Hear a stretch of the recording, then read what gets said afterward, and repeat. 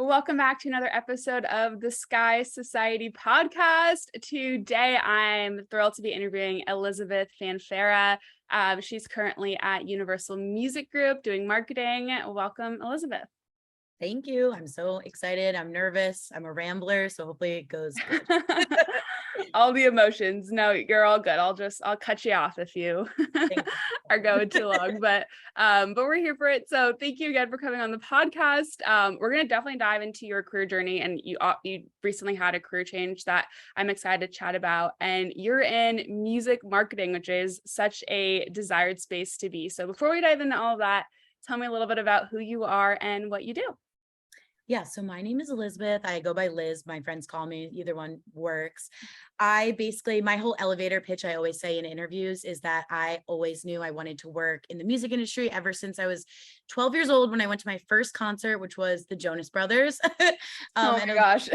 Arena tour in my hometown. Like I literally remember coming back and sitting in my room and being like the dead quiet after a concert and just being like, I can't describe how I was feeling that night. And I was like, I've never felt anything like that. And to this day, I've been to over 500 concerts since that day when I was 12 years old. Gosh. It's something I'm so lucky I get to do because it's just like literally what I've never wanted to do anything else. I was a really early adapter to social media. I'm obsessed with every social media, TikTok, Twitter. And I remember telling people that I loved tweeting like when I was in 7th grade, and it was like the year after Twitter even was invented. I was like the first one in my friends on it, and people thought I was crazy. They're like, you want to put your thoughts online? And I was like, I do. And then 10 years later, 20 years later, I made a whole career out of it. So that's what I love to do for work. Personally, I love like working out. I have a dog that was like another one of my big goals was getting a really specific type of dog, which was What type of dog? A Pomeranian. I'm a huge Aww. Housewives fan. If anyone listening is Housewives fan, got a dog from the same breeder that Lisa Vanderpump got her dog from. He's a little Pomeranian. So that's what I do. I live in Philadelphia, hang out with my dog, go to concerts for work and for fun. That's pretty much it. 500 concerts is insane. How is that, like one a week? How often do you have to go to get to that number? Yeah. So, I mean, a lot of them were like personally, like I've paid for thousands and thousands of dollars of tickets, but I actually, which I'm sure we'll get into later, had a job as a college and lifestyle rep for Universal Music, separate from what I do now. And that job was literally just going to concerts. So any concert they wanted to market to college age students, I would get sent to, take pictures, sometimes like meet with artists, pass out flyers, like set up merch tables, pretty much anything you could think of. And there was times when I would go to like 3 or 4 a week. So that was like the highest volume of when I was in college, I was going to concerts. But now like I just went to a festival this past weekend. So I do go for fun, like more than I go for work, honestly. But yeah, that's how I got to that number. It's been a crazy ride since the Jonas Brothers concert in like 2009. Yes. Tell me about that, because a lot of people can say that they can go to a concert and be amazed and be like, oh my gosh, I want to work in this space. You know, that applies to music, that applies to beauty, that applies to social media. And so now you've been at Universal Music Group for over 4 years, but tell me how you were able to get that first position there as a college and lifestyle marketing representative. Yeah, so this is a perfect segue because it doesn't really explain it in my resume, but the way I started at Universal was I actually got hired at a digital marketing startup that was in Philadelphia that got bought by Universal. So I actually got acquired into Universal like as an intern. Oh, how cool. Yeah, so it's like a very confusing story and I just like kind of leave it out. But so basically I started working at this company and they were doing like holistic social media strategies. So like making memes, making like Instagram videos, like when that was like the first newest thing. And they had clients like Lady Gaga, Alicia Keys, Eminem, like huge names. So I, being obsessed with celebrity and fame and culture since I was very little, I only wanted to work there. I interned at like 9 different places throughout college, and that was my last one because I never left. So I started there as an intern. Like I remember the first day logging into famous people's Instagrams to post for them. Like I couldn't believe it was real. I still can't believe it's real. Like it's hilarious. And I was only like 20 years old at the time, closing my Outlook notifications. So I started there and then I just kept getting promoted up, and Universal eventually acquired that marketing startup and it turned into the e-commerce department of sorts, and it all really ramped up around the pandemic. There was a top-down initiative basically saying like concerts are paused, like COVID, everything, people aren't gathering, people aren't listening to music how they usually are. We need you all to focus on e-commerce. So we pivoted immediately away from all of our traditional marketing clients into more of the e-commerce space, which has been a crazy wild ride because, on top of the music industry, the e-commerce industry has been absolutely booming the last couple of years.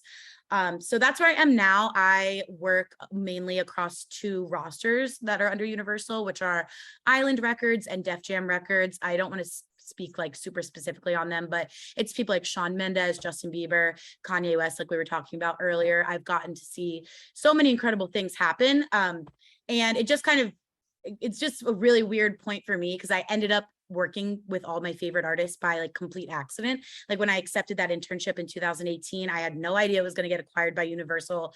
5 years later, here I am. So that's how in a roundabout way, how I got started and how I got to where I am right now.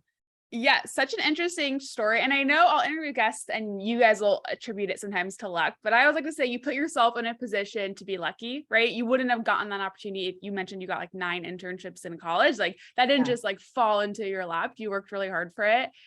Is there any other advice you have for someone who really wants to get into the music marketing space and they're just really, really struggling to get that first job, their foot in the door there? Yeah. So that's like a great callback to what we were just talking about is when I was interning every semester of college, I went to Temple University, which is in Philadelphia, and they did not have any type of music industry program, but it's always where I wanted to go. It's where I could afford, like I graduated with no debt, the whole spiel, like I loved it there, but they did not have what I wanted. So I kind of made my own major in a roundabout way. And that's why I was so focused on interning is because I worked out a system where I would get credits for it. So basically I positioned myself to everything that was close enough to the music industry. So for example, I worked at the Leah Chorus Center, which was like the student, not just for students, but like it was where the basketball games were. They would have concerts sometimes, but not really. I worked a lot of like literally Sesame Street Live, which has nothing to do with the, but I was like taking tickets there. And then I ended up getting to work for concerts. Like I remember my first like big break before I worked at UMG was working VIP meet and greets for like the Chainsmokers tour. Oh and my that gosh. was because I already worked at the venue on the campus and they were like, we need someone to do this. So like that was like my first moment where I was like, oh my God, I like fell into this crazy opportunity. So that's like another example of just being in the right place, right time. And then the other internships I had was like really boring ones, like writing content for websites for lawyers and medical professionals, like things that are just nothing I would want to be doing now. But I showed those examples to the Universal people when I was interviewing and they were like, oh my gosh, like you have so much random experience and you've also taken every step to get as close to the industry as you can without actually making that jump. And that's what really helped me. Another thing I did was offered for free to review concerts for independent bloggers. I befriended him from the internet, a man named David. And he just was like, if you want to write, like, I'll set you up with tickets and just go. And I covered like Carrie Underwood. No offense. I hope you don't take offense to this. I hate country music. I was like, sign me up. I was like, I will be the first Carrie Underwood concert. So just saying yes to everything, doing things for free. Of course, know your limit with doing things for free, but literally just saying yes got me there in like 1,000 different steps. But yeah, so that's the advice I would do is like, if you're feeling, discouraged, there's not a perfect opportunity for you, you can make it yourself. That's the power of the internet and the power of networking is like, if you want it, it can be done. And I truly believe that like in every industry. Wow. Okay. I want to just recap what you said. So one is getting as close to the music industry as possible. I feel like if you could do it in Philadelphia, that's what everyone tells me about. They're like, Philly is not the industry place. I'm like, well, I made it happen. You made it work. Just acquiring as much experience as possible, even if it's not related in your field. If you can't get that music internship, like just do anything so you could accumulate experience. And then I want to touch back on that last piece. So you did independent writing for blogs, and you basically just said, I will go to concerts and write a review for it. Yeah, like a whole thing. And this was like it was like an alternative publication, but I even offered like The Weeknd is my favorite artist ever. I just saw him in Philly. And I remember I had tickets to his Starboy tour and I wrote a review for it, like a complete article, everything from like talking about the weekend, the songs, like choices, stage production, and also like my outfit, like what I wore. Like I'm not a beauty blogger at all, but I also like listed out everything I wore, my nail color, makeup. And I sent it back to this guy and I was like, here's a complete article I want you to post. Like, will you do it? And he was like, sure, why wouldn't I? So like, that's the kind of thing. And that's what I built my resume off, was just like stuff like that was very close to what I wanted to do, but like not really. Like I would never call myself like a beauty or fashion influencer, but I was like, why not? Like people always ask where I get my clothes from. I might as well put that into the article, and it's still published. So if you can find it, it is still live. So oh my gosh, what's the website again? What was it called? It was called Independent Philly. I don't know if they even do anything anymore, but I'm still really good friends with that man who set me up with it. And that's just like the perfect example of networking. Like I remember when he asked me, like when he put me on a guest list for the first time, I literally thought I was like Beyonce. I was like, oh my God, I made it. And it was like free $30 tickets or something. But I was like, oh my God, I work in the industry. I'm so excited. And now looking back, it's like so embarrassing because like now I get listed where like it's not a huge deal at all, but just being looking back on those moments make me just really happy because it reminds me like how much it meant to me and how much it still means to me to get to work on these projects. It's just amazing. That's incredible. I those are like 3 amazing pieces of advice of like how you can get into the music industry. And I especially love that last one because I think you keep saying like, why not? Like, why wouldn't I? Literally, why not? Like you might as well. And something I always say is like, don't be embarrassed. I think owning your personal brand in high school, like people literally, I can hear the people saying like, oh yeah, that's like the concert girl. Like she always goes to concerts. Like because I didn't play sports. Like I don't have any musical talent, even though I always wanted to work in music.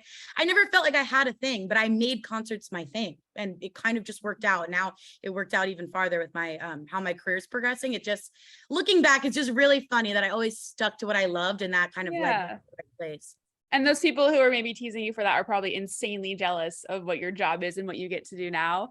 There's some fashion influencer that I remember her saying, she was like, whatever, she gets hate online now, she's a fashion influencer there, but she's like, in high school I was wearing full business casual heels, like all the stuff, like, and like all those, you know, she probably got made fun of so much for wearing these outrageous outfits to high school, and then now she gets to do that for a living. And so exactly. Of course, like do what you love regardless of what everyone else is going to think about it. Amen. Okay, let's get in. So I wanted to, you've been at Universal for a while, and I getting in is hard, but also getting promoted is also difficult. So what did you do that helped you get promoted to digital marketer from that, you know, almost like intern type role? Yeah. So that was like, looking back, it was one of the best moments in my career because that was a full-time job with benefits. And that was always like the end goal for me. I was like, I just want to work full-time. Like, you know, how do I get there? And when it happened, I was like, oh my gosh. And I really think I can attribute it, one, my passion. Like I hate speaking about myself like this, but people can just smell it on me that I want it so bad, that I take everything so seriously. And I think it's a combo of like being passionate, but also like putting that passion into your attention to detail. Some specific moments that really stood out to me was I would always send like follow-ups to meetings. Like maybe I would be too shy to speak up if I was in a room with really important people, but I would always make sure, like I'm an obsessive note taker, like I'm taking notes right now. And I would always send follow-up notes. I'd be like, oh, I noticed we were talking about this. Like, do you think this is something we could do in the future? And something that really I learned from this is that people are so busy that if you give them a fully baked idea or just say, I'm willing to work on something or think of something that you're not thinking of right now, they will let you do it, because the people, especially at labels, they are so overworked. They have a million, thousand, bajillion things going on every day.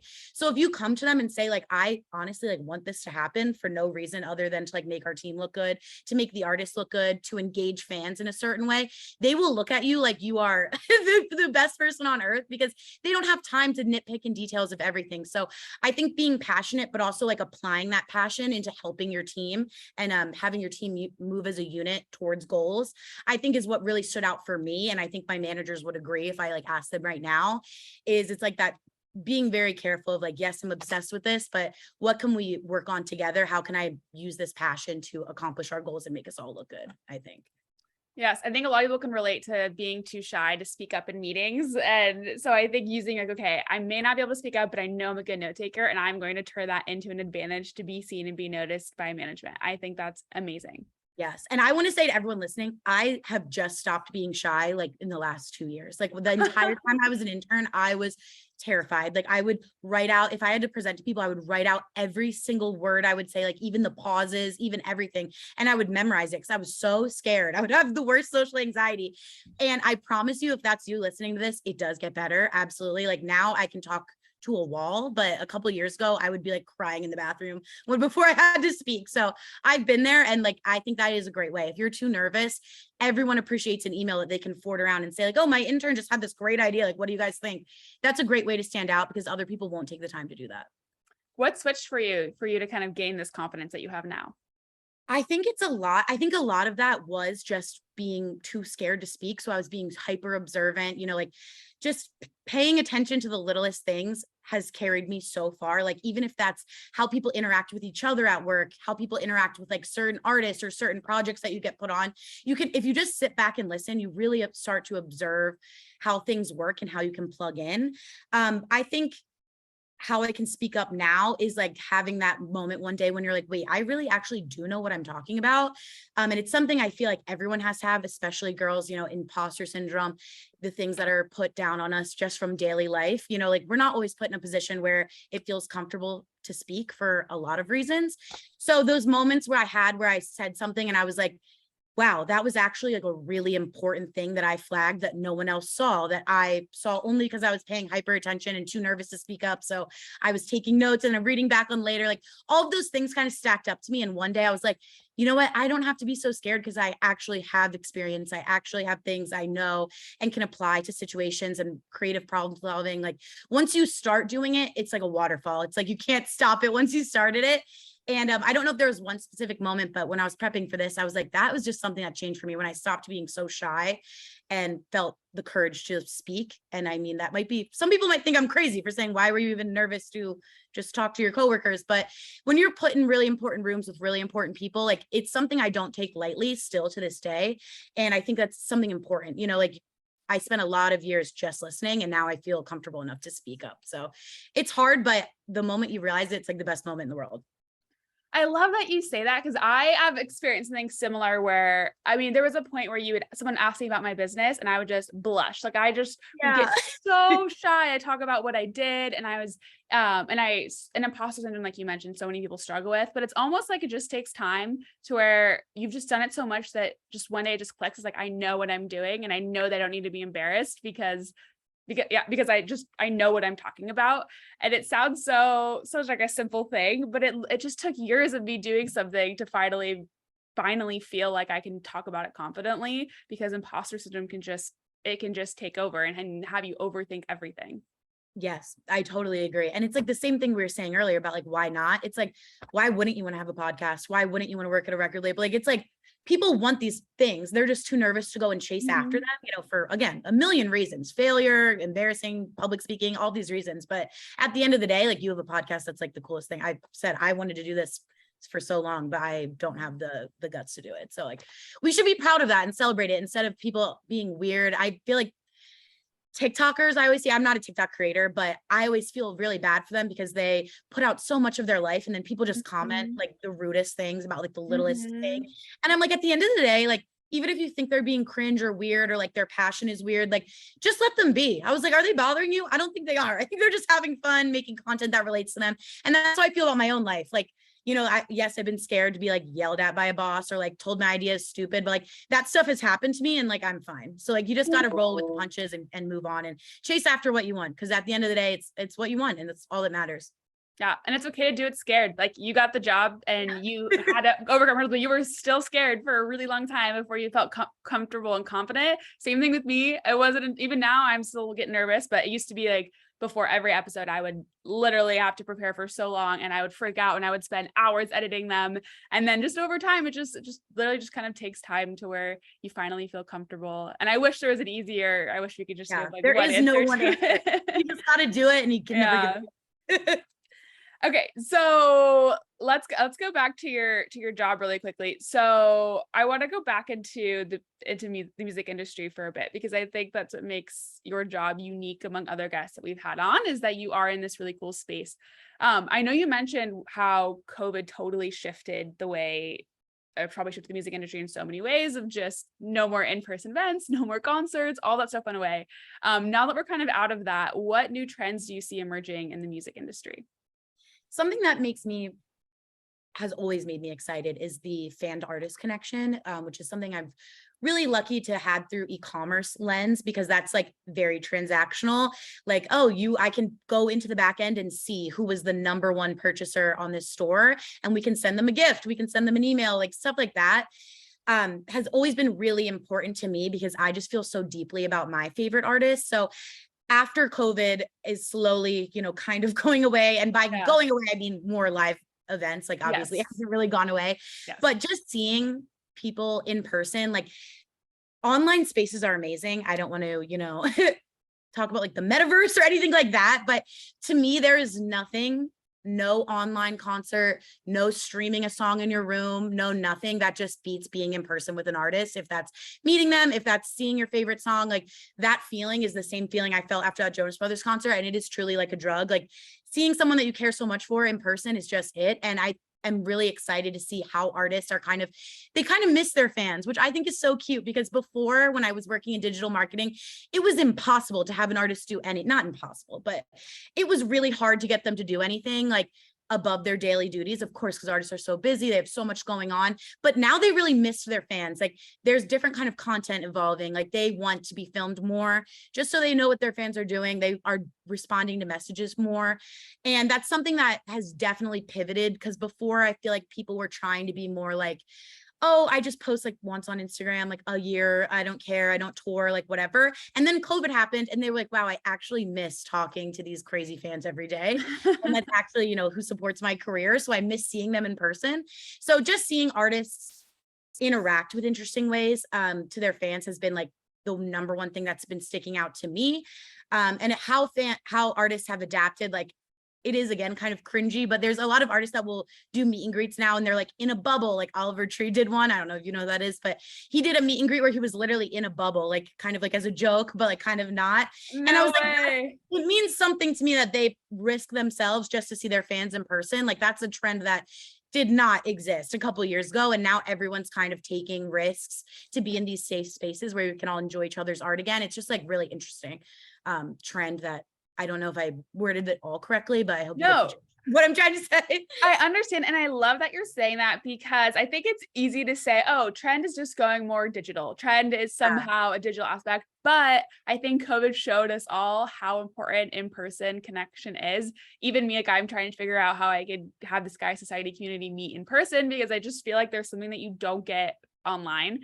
And I remember even like they were talking about all these ways to do like virtual concerts. I know there were some, and there's the metaverse and there's all those things, but irregardless of how much technology advances, nothing is going to replace that feeling you got at the Jonas Brothers concert. I like how we keep going back to that as the central theme. I've said that. I've told the Jonas Brothers story like in every interview I've ever had for a job, anything. I'm like, that's what happened to me, and that's why I am this way. Yeah. And that's what that's how it started. Yeah, it's back to that feeling. And so I like how you're saying that the trend is that connection. It's that, I even see, we're talking about TikTok, I even see, music artists, they're going on TikTok to promote their brand in a new way, like totally hyping it up. Quinn, I don't know if you like Quinn, I love Quinn. He's been like all over TikTok. He has this new song coming out called Backpack. And I know all of this because he's just been engaging with his community a ton. And it's something new that we're starting to see, where I feel like maybe before, like they were so much of celebrities that they felt so distanced from us. And now we get to kind of have more of those connections with them. I have a great example about that. I'm not going to name names, but specifically one artist I was working for could not wrap their head around duetting a TikTok. It was like March 2019. Like it was 2019. So TikTok was like a baby, but we were like, look, it opens up your camera. It's a selfie video. You can respond directly to the video. And they were like, why the heck would I ever do that?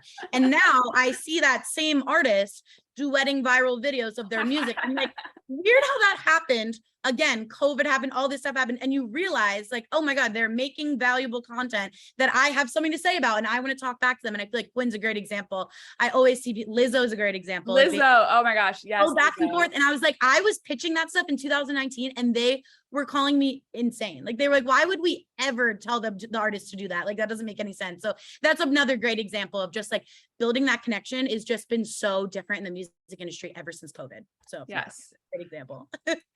Okay, I know you've had this incredible career at Universal, but bittersweet, it is coming to an end. But I want to talk a little bit briefly about your new job. I know it hasn't started, but you recently got a new job as marketing manager for Live Nation, which is incredible. Congratulations. So you'll be doing marketing destination events in Mexico, which is so cool. So tell me a little bit about that role and why you decided to take it. Yeah. So again, haven't started yet. So I hope my coworkers don't listen. They're like, oh my gosh, you got a lot to say. But I'm actually starting on Monday. And part of the Jonas Brothers story that I always say is Live Nation was actually the sponsor of the concert. Oh my gosh, it's literally all coming back. I know. So like that was always a part of every cover letter I wrote. I've applied to like a million Live Nation internships. I've never got one. I got called back for one as I was getting hired at Universal and I didn't end up interviewing because of timing. I wanted to work at UMG, so it was fine. But I like always had my eyes set on Live Nation. And this one came about again, so randomly. I was in a music female networking group on Facebook. I forget what it's called, but someone posted and they were like, hey, this job listing went live on my team. It doesn't say it's remote, but it's actually remote. If anyone like around the country is interested in it, blah, blah, blah, like tell them I referred you. And I just sent over a cover letter. I was like, just like I do to a million other Live Nation jobs. And I ended up like getting a recruiter interview. And he told me that it was actually for a department that does destination concerts in Mexico. I love Mexico. I don't want to say I'm fluent, but in high school, I was fluent in Spanish. I was obsessed with the idea of moving to South America. I don't know why. I went to Costa Rica and I fell in love with the culture there. I loved speaking Spanish to people. And this is just another great example of, I couldn't have dreamed up this position that I accepted.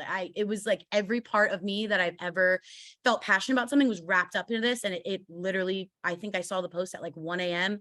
messages girl on Facebook and she was like, no problem, I'll set you up with the recruiter. So just another example of things really falling into place when you follow your heart and just listen to your gut.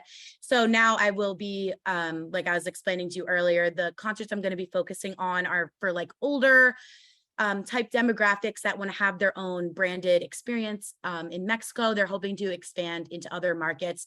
An example of a project that I'm going to be working on is Luke Bryan Crash My Playa, which is, I think, a 3-day festival. I think he performs multiple times. It's like branded events. I'm sure whatever products he's supporting at the time also have branded experiences there. And it's all in a resort in Mexico. So you pay one price for your ticket, your room, everything. Cool. And you get this amazing experience with your favorite artist. So as you can imagine, I'm so excited to support these fans that are paying to go see their artists in Mexico and hang out with them for a weekend. Like I couldn't believe, if it was my favorite artist, that would be the best week of my entire life. Better than a wedding, better than a child being born. I'd be like, that is it for me. So I haven't started yet, but I'm so excited. It's just, I can't believe it. So I'm really excited, really bittersweet to leave UMG because that's just, my whole heart is there. All my coworkers are my favorite people. So I don't think I would have left for like any, like this is the only opportunity that would have made me run. Like I was running. I wanted this job so badly and I got it. So I'm really excited and hopefully maybe I'll talk to you again in like a year or two and we can talk about this job. Yeah. And I it's so funny because that even connects what we were just saying about how, artists are making these more personal connections with their fans. Like what a cool way to take that. I mean, I didn't even know that even existed, that you could do that for your favorite artist. That is incredible. What was I gonna say? So yeah, so you kind of switched. So you were before working with like so talk about that, like that work-life culture shift for you from what it was like working at Universal to what it will be like working for Live Nation. Yeah. So something that was really important to me is one, a focus on my mental health. It is no secret that I have burnt myself out multiple times just working, in college. I used to work 4 jobs on top of going to school. And like, I have 2 jobs now, which we haven't even got into, but it's just always been really stressful for me just because how passionate I am. And I know that's like a personal problem and it's no one else's fault but my own. But these last couple of years, especially because of the pandemic and working from home, not commuting to the office, it really made me focus on like my mental health and what I'm getting out of it. And working at the labels have been amazing because I've been able to work on the biggest campaigns. Like I get to work on something and then log on to my personal Twitter and everyone is talking about my work and things that I'm contributing to. That is so cool. Which is, it was cool for a really long time, but it also just built up to a place where I felt like I had nowhere to escape. Honestly, like I was working on these big projects and then listening to the artists on my personal time and going to their concerts on my personal time. And it was just a lot for me, which is why I'm really excited to work on some of these bigger brands that are in a slightly different demographic. Like I'm a young girl. I don't listen to Luke Bryan. I know a lot of young people do, but another example is like Dead and Company and Fish, who are like more rock based, like has an older demographic. So I'm really excited to, like I said, build these connections to these fans that I have no personal value in. I feel like it's going to give me a really different perspective and help my mental health a lot more, just because I'm not going to be, you know, freaking out about who I'm working with anymore. I'm just going to be like, okay, we're doing this. There's no personal ties to these artists. And I feel like I'll be able to perform a lot better and sacrifice a lot more of my mental health. Again, haven't started. This is all, all hypothetical. Yeah, the only reason I'm repeating it is because I said everything to my new boss and he was like, wow, that's actually like really beautiful that you pulled that out. I was like, I love this industry so much, but like, I just don't want to work with the artists I'm obsessed with anymore because it just got too much for me after 4 years. So I'm really excited to see how it changes me and how it changes.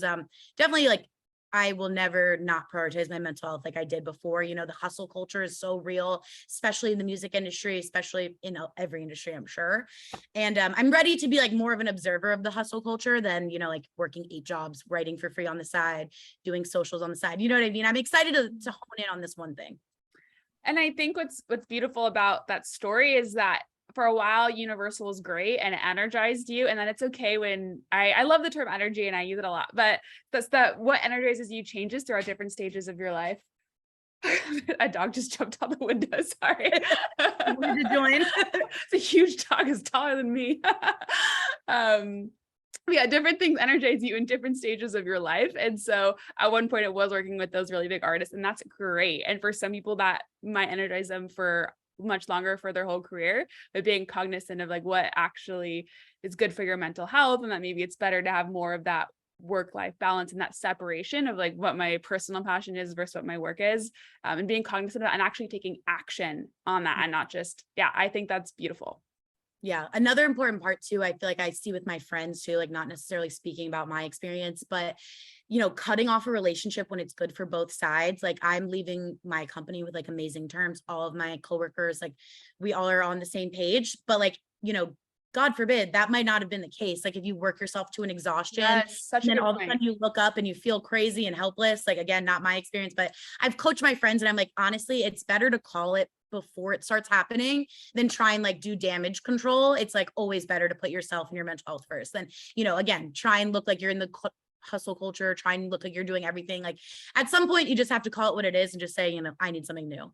Yeah. I make like career references to dating all the time. I feel like it's such a similar thing. It's a relationship, your career. Oh, it is. And so exactly what you said. Instead of like staying with someone who you know you're not meant to be with, but it's tolerable and the easier thing to do is to just stay. So you stay, which most people do, is to break it off at a point where you can both walk away okay instead of having to walk away because it's so bad.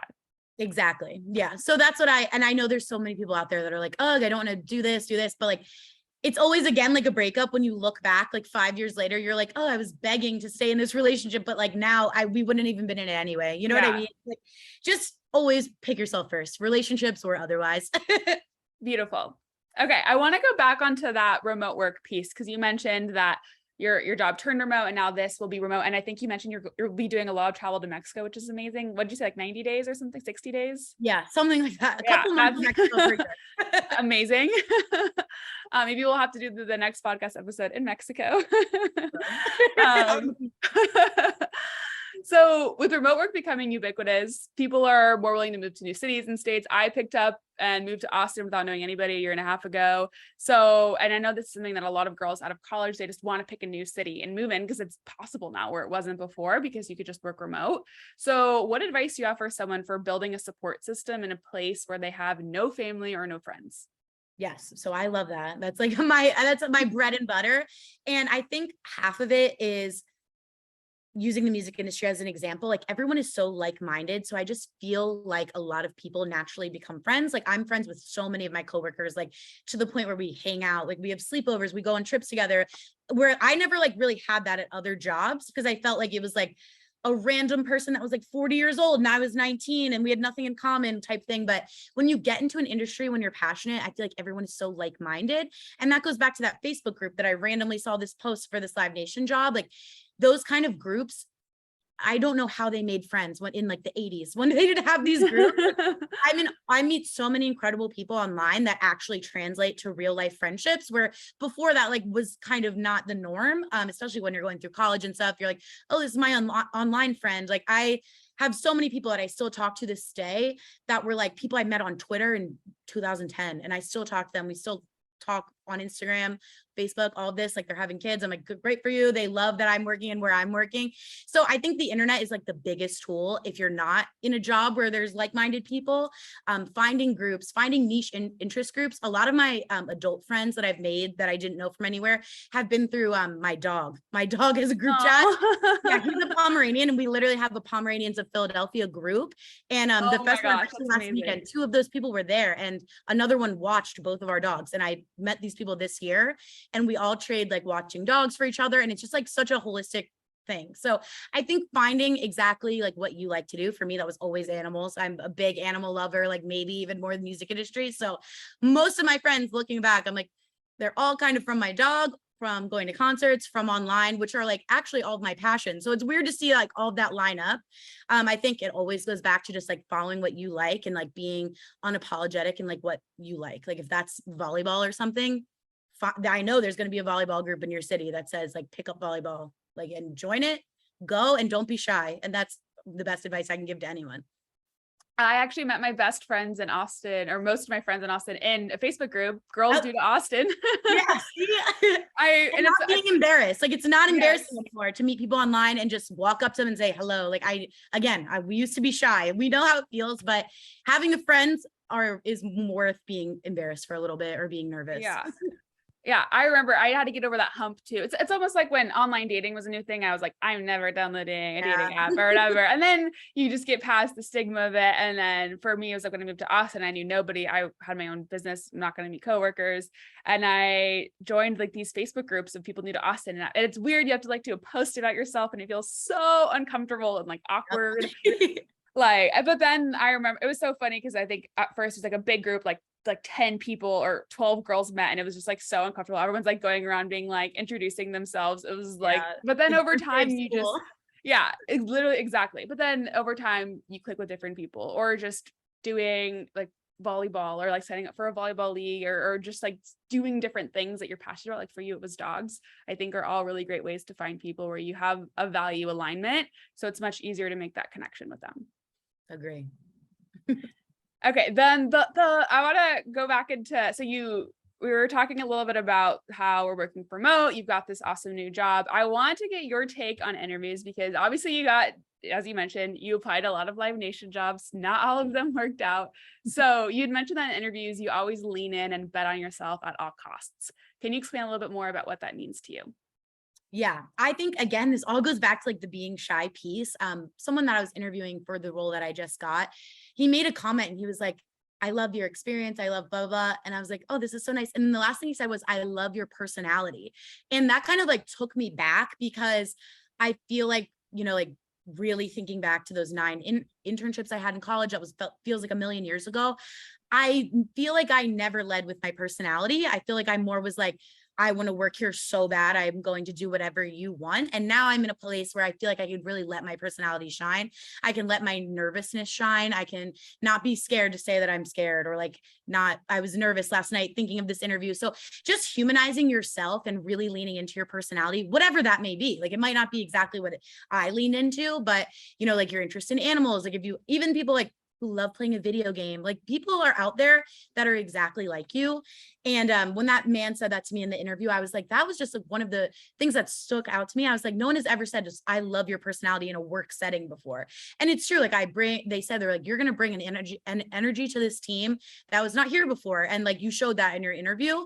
And I feel like that's like a little bit of like making fun of yourself, not taking yourself too seriously, and just knowing like you got this. Like it doesn't matter. And if it doesn't work out, it doesn't.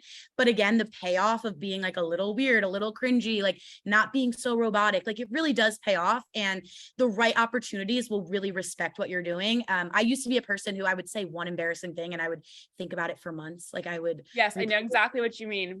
Over and over again. And now when I say something embarrassing, I just laugh and I just keep talking. Sometimes it's rambling. Sometimes they're like, wow, you really took the floor there. But I'm like, yeah, because I just wanted to make myself feel better for saying something stupid. So I think betting on yourself in that way, betting on the personality you developed, and betting on, you know, sitting in a lot of rooms, observing, learning, you know, all of that comes together in just really being able to bet on yourself and being confident in whatever you want.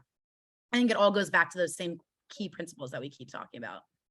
That is such great advice, because in interviews, everyone, and on LinkedIn too, everyone feels like you have to display this similar persona of professionalism and, or like being robotic and not actually being your true self, because God forbid they not want you for who you really are. And so you just be this like very uptight professional person. And so I love how you view showcasing your personality and being, if you're funny and you like to crack jokes, like doing that in an interview, because if you can be who you are in that interview, then you can be who you are at that job. And it's much better to start from being authentic from the very beginning. Yeah. I was listening to one of your episodes before, talking about resumes. And I was like, another example of that is like, I refuse to do that template that everyone at school did that apparently goes through that machine, whatever. Yes. I'm looking at mine right now. It has a cute font, my favorite color. It looks so cute. You know what I mean? I never wanted, I was like, if that is what has to get me the job, I don't want it. I was like, I want them to want me for me. And it's paid off so far. Well, you heard it here. Well, thank you so much, Elizabeth. This has been an incredible episode. I feel like we touched on so many different things here. So thank you again for coming on the podcast. Yeah, thank you. I'm so excited.